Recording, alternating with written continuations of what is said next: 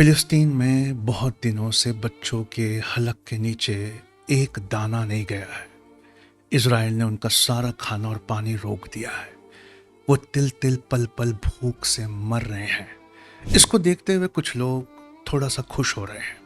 उन्हें मुबारक हो, इस एक मिलने वाले जीवन में उनके दिमाग पर नफरत ने पूरी तरह कब्जा कर दिया है।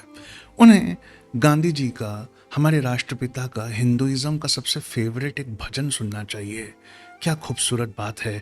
वैष्णव जन तो उनको कहिए, पीड़ पराई जाने जो। हमें ईश्वर का असली भक्त उसे कहना चाहिए जो दूसरों की पीड़ा को एहसास करे। और कुछ हमारे जैसे लोग हैं जिन्हें कोई खास फर्क नहीं पड़ता सिवाय मैसेजेस फॉरवर्ड करने के। वो अपनी शादियों में आज भी 20 पकवान पकवा रहे हैं। वो किसी और दावत में से पेट भर खा के डकार लेते हुए निकल रहे हैं। इन्हें भी मुबारक हो। इस एक मिलने वाली ज़िंदगी में मुनाफिकत ने इनके दिमाग पर पूरी तरह से असर कर दिया है। तो इन्हें बायजीद बुस्तामी रहमतुल्लाह अलैह का एक शानदार वाक़या सुनना चाहिए। सर्दी के दिनों में सुबह के वक्त आप अपनी चादर हटाकर ठंडी में बेतहाशा ठिठुर रहे थे। वहाँ से एक वली का गुजरना हुआ। उनसे उनकी हालत देखी नहीं गई तो चादर बढ़ाते हुए कहा कि इससे अपने जिस्म को ढक लीजिए, अल्लाह के वलियों को भी ठंडी से बचने का हक है। तो बायजीद ये सुनकर रोने लगे। उन्होंने कहा कि कल बसरा के बाज़ारों में मैंने अमीरों को गरीबों में कपड़े, कंबल और चादर बांटते देखा।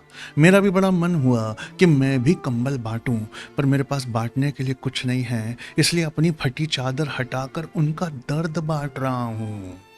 क्या हमें क्या हमें कम से कम इतनी शर्मिंदगी है कि शादियों के ये पकवान हम कम कर दें, इन पैसों को बचा लें, किसी बेगुनाह की ज़मानत करवा दें क्योंकि फ़िलिस्तीन तक तो मदद नहीं पहुंचा सकते, किसी बेसहारा का घर दोबारा बनवा दें, किसी होनहार की फ़ीस दे दें, किसी के काम आ जाए, किसी का दर्द बांट ले। ओ मदहोशो, ऐसा कर लो क्योंकि बहुत जल्द तुम्हारा भी वक्त आने वाला है। तुम्हारा मज़हब से कोई फ़र्क नहीं पड़ता, तुम्हारे धर्म से कोई फ़र्क नहीं पड़ता। तो आने वाली 15 अगस्त को क्या हम शहीद भगत सिंह, जिन्होंने आज़ादी के लिए जेल में 64 दिन भूखा रहकर बर्फ़ की सिल्लियों पर लेट कर मारे खाई है, उनकी तरह एक दिन रोज़ा रखकर फ़िलिस्तीन का दर्द अपना कंबल हटाकर यानी रोज़ा रखकर बांट सकते हैं? हमें ऐसा करना चाहिए क्योंकि the so called super powers of the world को तो फ़र्क, and so called Islamic Nations को तो बिल्कुल फ़र्क नहीं पड़ रहा। लेकिन हज जाने या गंगा नहाने से ज़्यादा अल्लाह पाक हमारी ये इबादत कबूल कर लेगा जब हम उन बेसहारा और बेगुनाहों का दर्द बांट लें। I hope you understand what I am saying. 15th August.